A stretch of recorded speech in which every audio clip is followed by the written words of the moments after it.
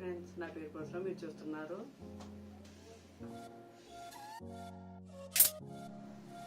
Hi friends, welcome. 6.5 hours later.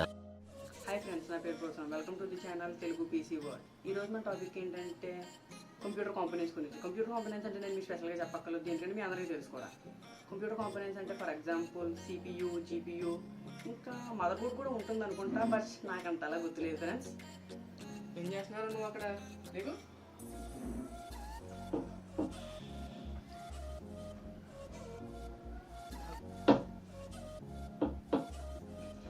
Hi friends, నా పేరు సాయిరామ్. మీరు చూస్తున్నారు Telugu PC world channel. Friends, మన టాపిక్ ఏంటంటే కంప్యూటర్ కాంపోనెంట్స్ గురించి. కంప్యూటర్ కాంపోనెంట్స్ అంటే మనకు మెయిన్గా సిపియూ ఉంటుంది ఫ్రెండ్స్, మదర్ బోర్డ్ ఉంటుంది, ర్యామ్ ఉంటుంది, హార్డ్ డిస్క్ ఉంటుంది, లేదా సాలిడ్ స్టేట్ డ్రైవ్ అని కూడా అనుకోవచ్చు. రెండు డిఫరెంట్ కాంపోనెంట్స్, కాకపోతే మన రిక్వైర్మెంట్ని బట్టిన రెండింటిలో ఏదో దాన్ని సెలెక్ట్ చేసుకోవచ్చు. పవర్ సప్లై యూనిట్ ఉంటుంది, మెయిన్ ఇంపార్టెంట్లీ గ్రాఫిక్ కార్డ్ ఉంటుంది. ఇది బయాస్ ఫ్రెండ్స్, అవసరం ఉంటే తీసుకోవచ్చు, అవసరం లేని మానేసుకోవచ్చు. అది కాకుండా సిపియూ కేస్ ఉంటుంది, మానిటర్ ఉంటుంది, కీబోర్డ్ అండ్ మౌస్ ఉంటుంది, అండ్ లాస్ట్లీ స్పీకర్స్ కూడా ఉంటాయి. ఫ్రెండ్స్, నేను ఈ వీడియోలో మీకు జస్ట్ అన్ని కాంపోనెంట్స్ గురించి పైపైన మాత్రమే చెప్తాను ఫ్రెండ్స్. ఈ కాంపోనెంట్స్ అన్నిటికి సంబంధించి నేను ప్రతిదీ ఇన్డెప్త్గా ప్రతి దానికి ఒక వీడియో చేస్తాను. ఆ వీడియోస్ కోసం మీరు కావాలనుకుంటే కనుక ఖచ్చితంగా ఈ ఛానల్ సబ్స్క్రైబ్ చేసుకోండి. ఈ ఛానల్ సబ్స్క్రైబ్ చేసుకుని కనుక మీరు వెయిట్ చేసినట్టయితే నేను ప్రతి కాంపోనెంట్ గురించి ప్రతి దాని మీద పర్టికులర్గా ఒక వీడియో చేస్తాను. వాటికి సంబంధించిన టెక్నాలజీస్, వాటిని ఎలా బిల్డ్ చేశారు, ఇవి అంత ఫాస్ట్గా పర్ఫామ్ చేయడానికి కారణం ఏంటి, వాటి మధ్య డిఫరెన్సెస్ ఏంటి, ఇట్లన్నిటికి సంబంధించిన వీడియోస్ నేను ఖచ్చితంగా ఈ ఛానల్లో పెడతాను. కాబట్టి మీరు మిస్ అవ్వకుండా ఉన్నదంటే ఖచ్చితంగా ఈ సెకండ్ నేను మీకు టైం ఇస్తాను. సబ్స్క్రైబ్ బటన్ నొక్కండి. సబ్స్క్రైబ్ బటన్ నొక్కారు అనుకుంటున్నాను ఫ్రెండ్స్. ఇప్పుడు మనం కంప్యూటర్ కాంపోనెంట్స్ గురించి వెళ్ళిపోదాం. కంప్యూటర్ కాంపోనెంట్స్ ఫస్ట్ కాంపోనెంట్ వచ్చి సిపియూ అవుతుంది. సిపియూ అనేది heart of the computer friends. CPU అనేది హార్ట్, అంటే మనం ఏ టాస్క్ చేయాలన్నా లేదంటే ఏదైనా వర్క్ చేయాలనుకున్నా అదన్నిటిని గైడ్ చేస్తే ఒక సిపియూ అవుతుంది. ఈ సిపియూ అనేది హార్ట్ కాబట్టి దీన్ని ఎంత మంచి సిపియూ కొనుక్కుంటే మీరు అంత బాగా మీ కంప్యూటర్ పర్ఫార్మెన్స్ అంత బాగుంటుంది. కాబట్టి మీరు అట్లీస్ట్ ఒక 20% అయినా మీరు పెట్టుకునే మనీలో సిపియూకి ఇన్వెస్ట్ చేసుకోవడం వల్ల మీరు మంచి కంప్యూటర్ని బిల్డ్ చేసుకోవచ్చు. సెకండ్ కాంపోనెంట్ వచ్చేసి mother board friends. Mother board అనేది ఈ కంప్యూటర్ కాంపోనెంట్స్ ఉంటాయి కదా, హార్డ్ డిస్క్, సిపియూ, ర్యామ్, ఇట్లన్నిటిని ఇంటిగ్రేట్ చేసి ఆ పర్ఫార్మెన్స్ మనకు అందించేదాన్ని మదర్ బోర్డ్ అంటారు. ఇది చాలా టైప్స్ ఉంటాయి ఫ్రెండ్స్. సైజెస్లో డిఫరెన్సెస్ ఉంటాయి, స్పీడ్స్లో డిఫరెన్సెస్ ఉంటాయి. ఏఎండీకి, ఇంటెల్కి డిఫరెంట్ సిపియూ మదర్ బోర్డ్స్ ఉంటాయి.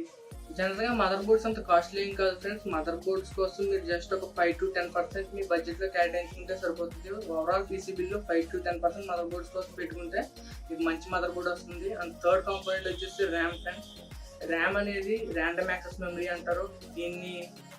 దీనివల్లే మనకి ఏదైనా అప్లికేషన్ రన్ అవుతుంది అనుకోండి, దానికి కావాల్సిన రిసోర్సెస్ అన్నిటిని కూడా సిపియూ ర్యామ్లో స్టోర్ చేసుకుంటుంది. ర్యామ్ నుంచి మాత్రమే తెచ్చుకుంటుంది. కాబట్టి ర్యామ్కి పెర్ఫార్మెన్స్కి పెద్ద ఏమి ఉండదు. ర్యామ్ అనేది ఎందుకు యూజ్ అవుతుంది అంటే అప్లికేషన్కి కావాల్సిన రిసోర్సెస్ని మాత్రం స్టోర్ చేసుకుంటుంది.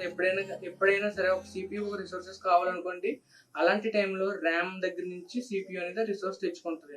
జనరల్గా ఏ బిల్డ్కైనా 8 GB ర్యామ్ చాలా ఎక్కువ ఫ్రెండ్స్. ఓన్లీ 8 GB ర్యామ్ ఎప్పుడు సరిపోదు అనుకుంటే మీరు పెద్ద పెద్ద ఆర్గనైజేషన్స్లో మీరు వీడియో ఎడిటింగ్ చేయడం, లేకపోతే వీడియో రెండరింగ్ చేయడం, ఇలాంటి పనులకు మాత్రం మీకు 8 GB ర్యామ్ సరిపోదు. 16 or 32 GB ర్యామ్ అనేది కొనుక్కోవాలి. ర్యామ్లో కూడా చాలా టైప్స్ ఉంటాయి ఫ్రెండ్స్. ఫ్రీక్వెన్సీస్ ఉంటాయి. 3000 MHz, 2400 MHz, 3200 MHz, 3600 MHz, ఇలాగా చాలా ఫ్రీక్వెన్సీస్ ఉంటాయి. Higher the frequency more performance friends. ఎక్కువ ఫ్రీక్వెన్సీ ఉంటే కనుక మీకు చాలా మంచి పర్ఫార్మెన్స్ అనేది ఇస్తుంది.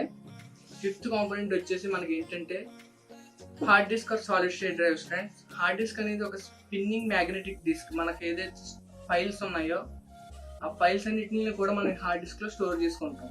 ఈ hard disk capacities 1 TB, 2 TB, 4 TB అలా చాలా స్టోరేజ్ టైప్స్ ఉంటాయి ఫ్రెండ్స్. అప్ టు 16 TB వరకు వెళ్తాయి. కానీ 16 TB స్టోరేజ్ టైప్స్ అయితే మాత్రం చాలా కాస్ట్లీ ఉంటాయి. ఇది కాకుండా మనం మెయిన్గా స్టోరేజ్ అన్నప్పుడు మనం బాగా గుర్తుపెట్టుకోవాల్సింది ఏంటంటే ఫాస్ట్ యాక్సెస్ ఉండాలి ఫ్రెండ్స్. మనం ఏదైనా ఫైల్ కాపీ చేస్తున్నప్పుడు కానీ, పేస్ట్ చేస్తున్నప్పుడు కానీ, రీడ్ చేస్తున్నప్పుడు కానీ మనకి ఫాస్ట్గా జరగాలి. అలా ఫాస్ట్గా జరగాలనుకుంటే హార్డ్ డిస్క్తో పోల్చుకుంటే మనకి సాలిడ్ స్టేట్ డ్రైవ్స్ అనేవి చాలా ఫాస్ట్గా ఉంటాయి.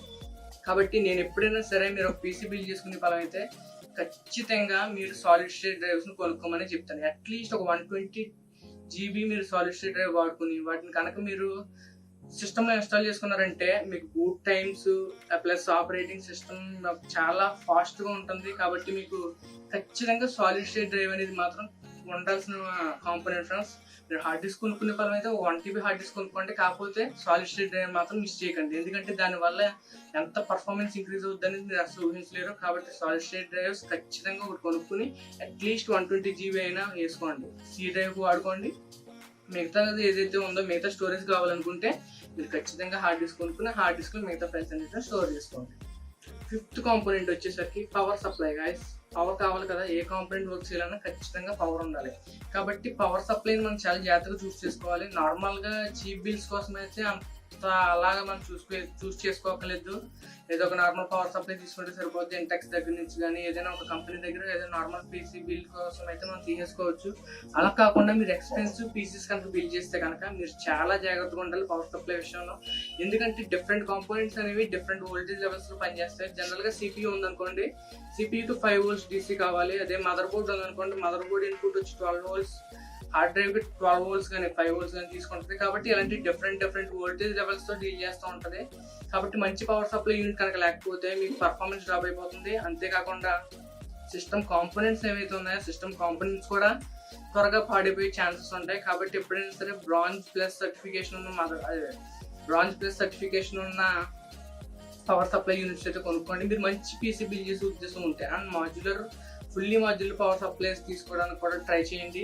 మీకు బిల్స్ కనుక 50,000+ రూపీస్తో మీరు సిపియూ బిల్ చేసుకోవాలనుకుంటే అప్పుడు మాత్రం ఖచ్చితంగా నేను ఈ సర్టిఫికేషన్స్ చూసుకోమని చెప్తాను. లేదంటే నార్మల్ పీసీస్ కోసం అయితే మీరు అంత ఖర్చు పెట్టాల్సిన అవసరం లేదు పవర్ సప్లైస్ కోసం. నెక్స్ట్ కాంపోనెంట్ వచ్చేసి జీపీయూ ఫ్రెండ్స్. జీపీయూ అంటే గ్రాఫికల్ ప్రాసెసింగ్ యూనిట్. జీపీయూ అనేది జనరల్గా ప్రతి ఒక్కరికి అవసరం ఉండదు ఫ్రెండ్స్. నాలకి ఏంటంటే మీరు వర్క్ లోడ్స్ చేసే వాళ్ళు అయితే, లేదంటే వీడియో ఎడిటింగ్ చేసే వాళ్ళకి ప్లస్ గేమర్స్కి మాత్రమే గ్రాఫిక్ కార్డ్ అనేది ఎక్కువ యూజ్ ఉంటుంది. లేదంటే మీకు ఇన్బిల్డ్గా వచ్చే గ్రాఫిక్ కార్డ్ చాలా ఎక్కువ. ఒక సిపియూకి ఇన్బిల్డ్గా గ్రాఫిక్ కార్డ్ కూడా వస్తుంది. గ్రాఫిక్ ప్రాసెసర్ అంటారు దాన్ని. ఆ గ్రాఫిక్ ప్రాసెసర్ మ్యాక్సిమం మీ వర్క్ లోడ్స్ అన్నిటికీ సరిపోతుంది. అలా కాకుండా మీరు ఎక్కువ గేమ్స్ ఆడే పలమైనా, లేకపోతే మీరు ఎక్కువ వీడియో రెండరింగ్ చేసే వాళ్ళు అయితే మీకు ఖచ్చితంగా గ్రాఫిక్ కార్డ్ అనేది ఉండాలి. ఈ గ్రాఫిక్ ప్రాసెసర్ యొక్క అడ్వాంటేజ్ ఏంటంటే గ్రాఫిక్ ప్రాసెసర్లో మనకు చాలా సిపియూ కోర్స్ చాలా కోర్స్ ఉంటాయి.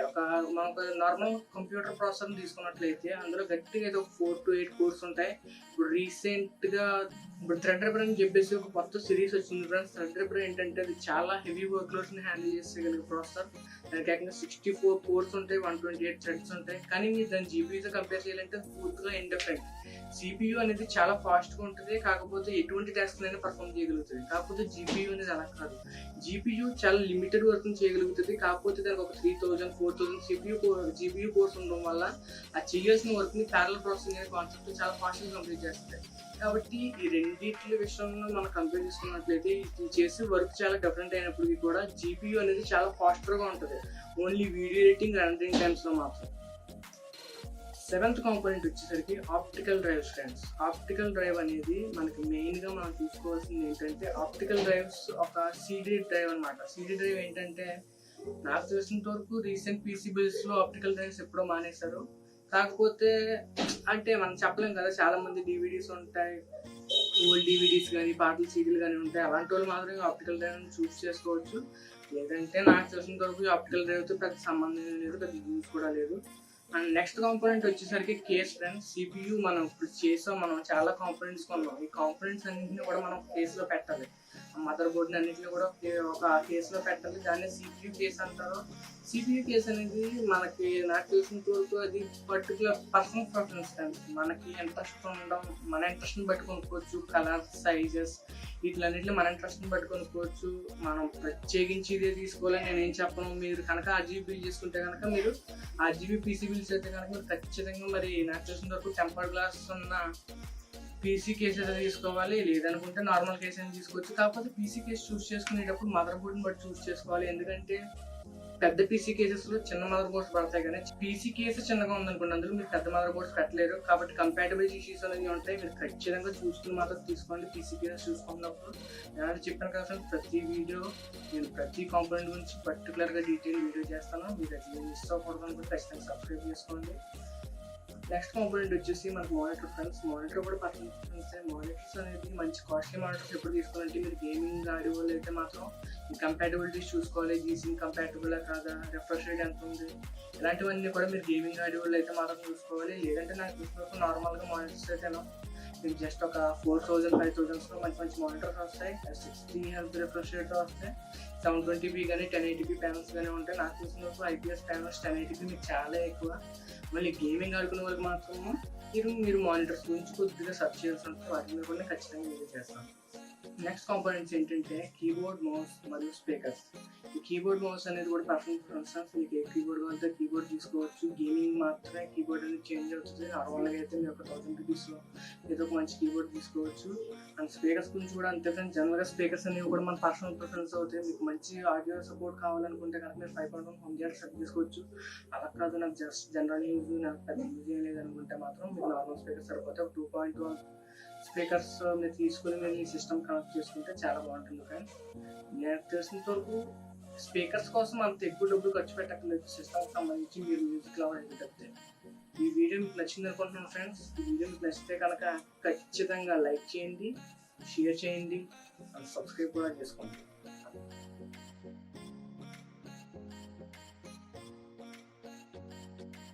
అండ్ పీసీ ఇప్పుడు మన మదర్ బోర్డ్ అది మనం